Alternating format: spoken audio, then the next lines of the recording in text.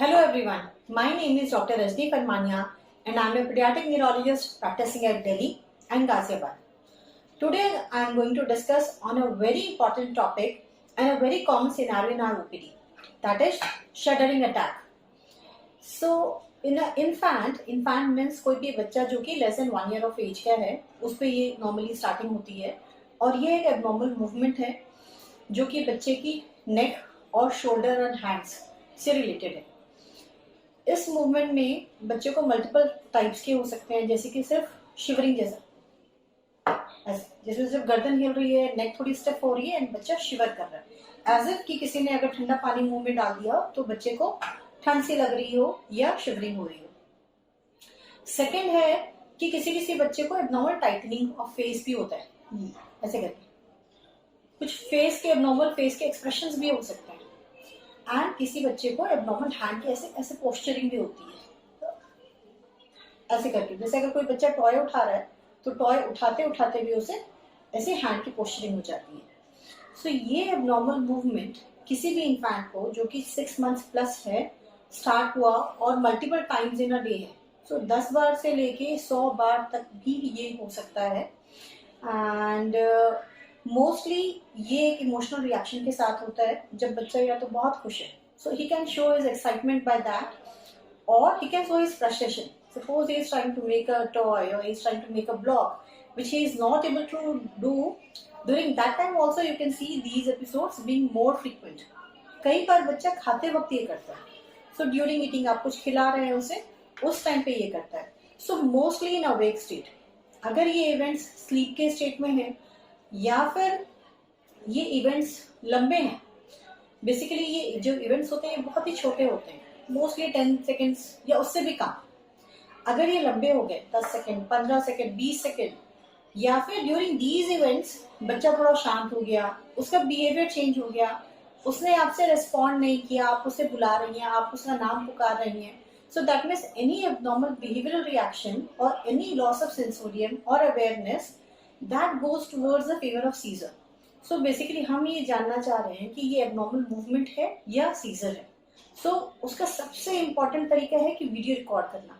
अगर कोई भी फैमिली ने ये इवेंट्स के वीडियो रिकॉर्ड किए हैं, so this gives us a clear impression कि ये बच्चे को शटरिंग अटैक है.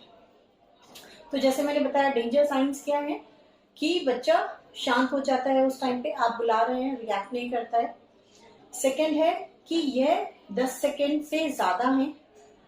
थर्ड है कि ये सिर्फ एक ही साइड पे होता है, जैसे कि बच्चा एक तरफ देख रहा है या एक तरफ फेस हो रहा है, एक ही हैंड हो रहा है. So every time only one hand and there is no other types.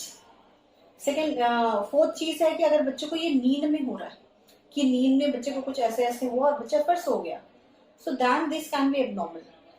Fifth condition है अगर कोई भी बच्चा प्रीमेच्योर है या हाई रिस्क बेबी है जो कि नर्सरी से डिस्चार्ज हुआ है and then he has some developmental issues along with these movements, then these needs to be investigated.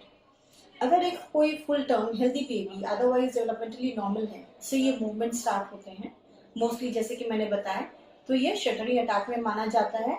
And in conditions में we do not investigate, we do not give any medicine, we just give reassurance and family को counsel करके हम उन्हें घर भेज देते हैं. But कुछ स्पेशल कंडीशंस हैं जैसे कि मैंने बताया, neuro developmental problems, birth issues, या फिर कुछ और डेंजर साइंस डॉक्टर को लगते हैं कि नहीं ये बच्चे की जो पैटर्न है वो अलग है, then we can do an EEG and if required an MRI can be done. So basically जो मेरा आइडिया है बताने का वो ये है कि it is a very common and a very benign condition and mostly घबराने की कोई ज़रूरत नहीं होती है.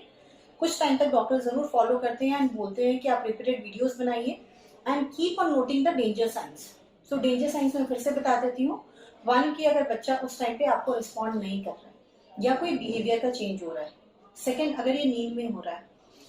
थर्ड, अगर ये प्रोलॉन्ग्ड है, prolonged as in more than 10 seconds 15 seconds. Fourth है अगर सिर्फ एक ही साइड का है, सिर्फ वन साइड ऑफ फेस और आईज और hands, so then it can be any structural issue. And fifth है अगर कोई भी बर्थ की या न्यूरो डेवलपमेंटल इशू है, then in that case. So ये सारे कंडीशंस भी हम इन्वेस्टिगेट भी करते हैं and Then depending on a particular case, we counsel and advise treatment. But general population में nothing is required, only a good counseling and reassurance required. And in these cases, home videos are very, very important. Do keep on filming your children, shooting the normal and the abnormal ones also, and please produce in OPD for a better clarity.